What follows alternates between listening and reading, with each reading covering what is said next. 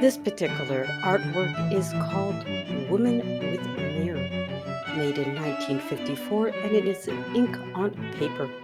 It is also part of the collection of Doug Waters. It is made by the artist Joyce Wyland. There's currently an exhibit at the Montreal Museum of Fine Arts on Joyce Wyland called Heart On. I'll talk more about that in a moment.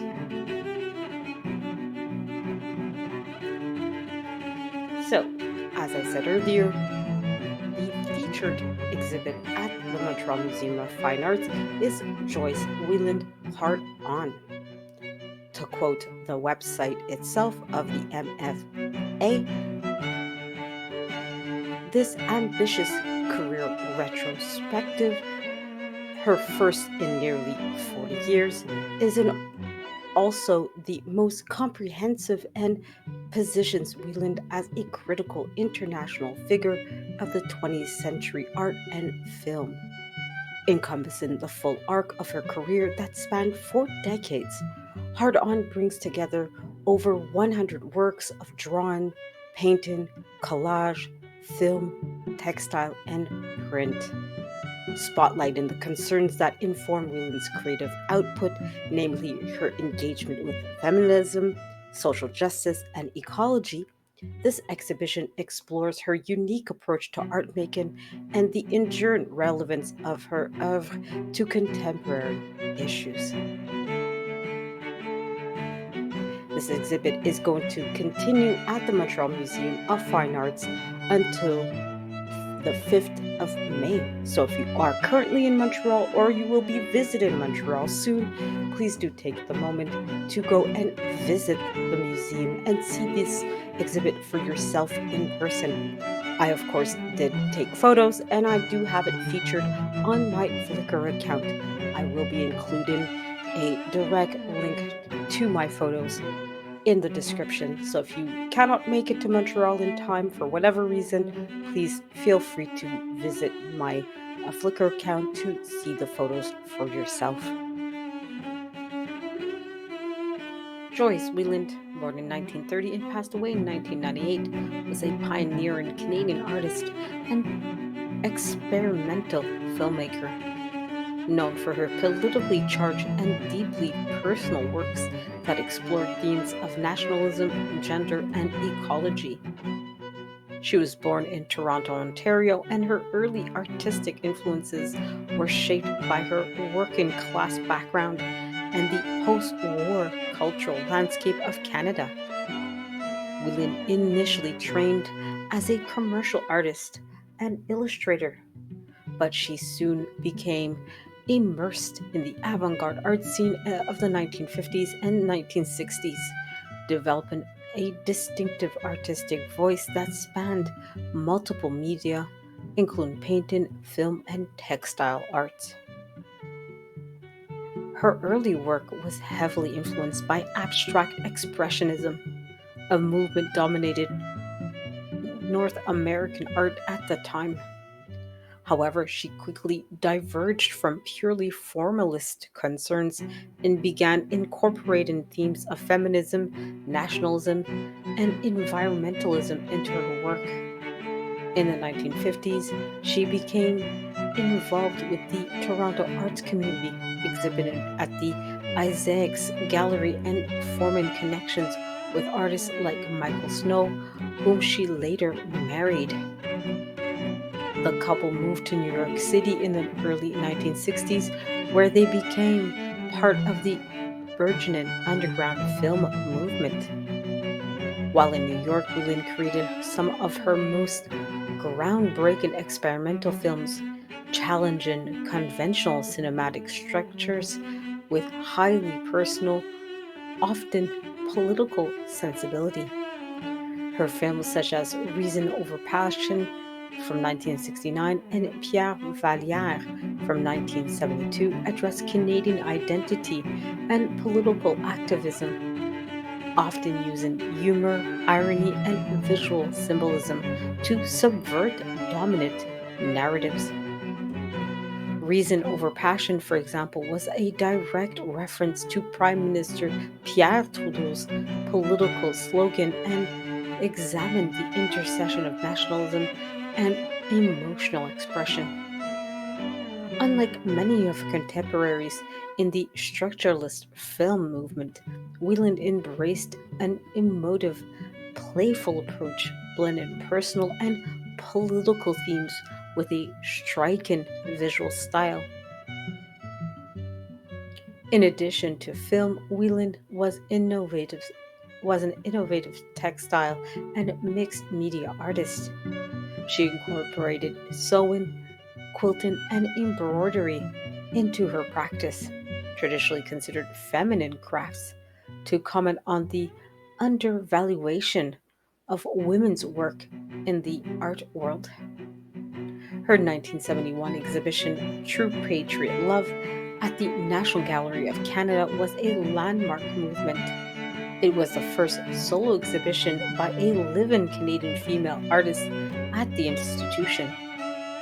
The show featured works that combined elements of folk art and with nationalistic themes, challenging both artistic hierarchies and the prevailing male dominated discourse on Canadian identity. Whelan's later career saw her return to Toronto, where she continued to engage with Canadian cultural and environmental issues.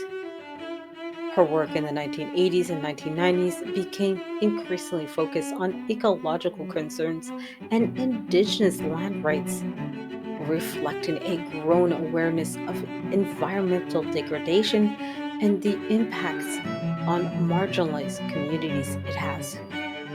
Despite declining health in her later years, she remained an influential figure in Canadian art, inspiring future generation of artists with her fearless exploration of politics, identity, and artistic mediums.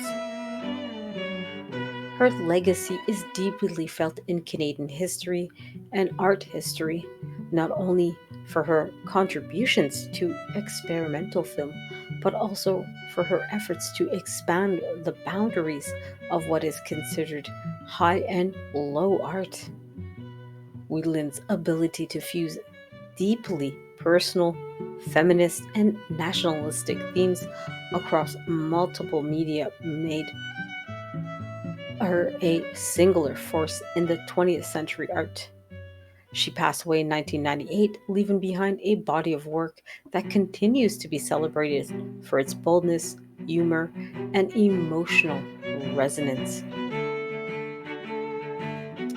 So, I've obviously gave you guys a description of this particular painting that you're seeing on screen, and of course, I also talked about the artist herself, Joyce Wieland. This is a current exhibit at the Montreal Museum of Fine Arts. So, if you are in Montreal or plan on coming to Montreal soon, this exhibit is going to be at the Montreal Museum of Fine Arts until May. I can't remember the exact date, but you can look it up yourselves. But it's going to be around for the next 2 or 3 months. So if you plan, like I said, on coming to Montreal or you're already in Montreal, please feel free to go ahead and check this exhibit out. So I really like this particular painting. Now I did have to censor it a little bit, just to be clear and honest. This isn't the full image of it, where I have the name. You are seeing a certain amount of lady parts. Obviously, on YouTube, I cannot show those particular body parts, like it or not. So I did have to strategically put the name of the artist and the exhibit at that part of the paintings to avoid any kind of issues with YouTube. So yes, sometimes you do have to edit or censor yourself. I do want to make sure that my videos get to be seen by as many people as possible. So if you are going to see this particular artwork in person, you will see the full thing. I do also have it on my Flickr account, and yes, it is fully there. So if you do have children that you don't want them to see certain body parts, Uh, do make sure that they're not in the room when you're viewing my Flickr account, because there's going to be certain content or certain photos that might show certain things that you may not want your children to see, or that you might have to have adult conversations with your children. So be forewarned about that. But it's not anything too horrible. My God, so traumatizing. But do be aware of that, right? So, and that's the thing, right? With that I like about art, and it's you can use something as natural as a woman's body, right? It is what it is, right? And it becomes the subject, the point.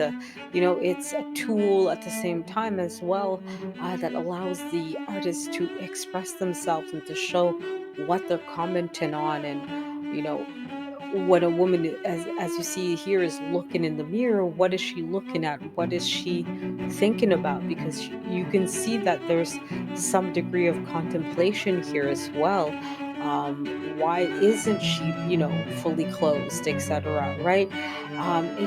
It really helps you to take a moment to think about the situation and the context, especially with what I said earlier in the video, when you're considering that she's out here talking about feminism and women's role in society.